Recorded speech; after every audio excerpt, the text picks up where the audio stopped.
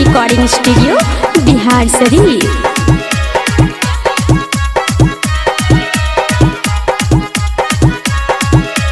आप सुन रहे हैं युवा स्टार अखिलेश लाल यादव। कावन चीज लगावा ही छौड़ी लागो ही इतना गोहर गे। कावन चीज लगावा ही छौड़ी लागो ही तू गोहर गे।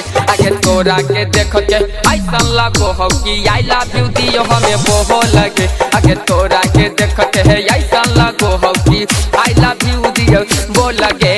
कावन चीज लगावा ही छौड़ी लागो ही इतना गोहर गे।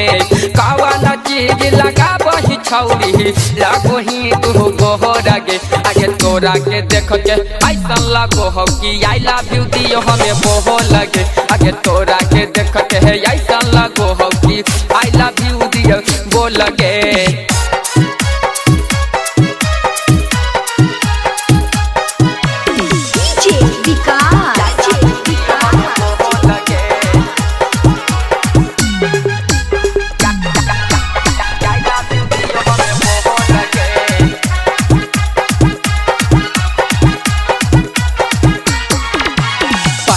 हानि कहा रब तू लागो हाखी गोहर गे।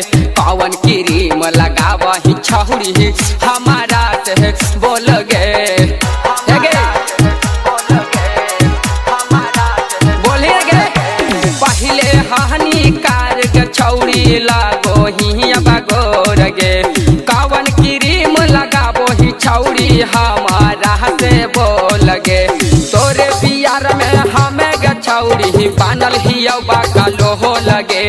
तोरे प्यार में हमें गे छौड़ी बानल ही बालो हो लगे। आगे तोरा के देख के ऐसा लगो हो कि आई लव यू दियो हमें बोहो लगे। आगे तोरा के देख के ऐसा लगो हो कि आई लव यू दियो बो लगे।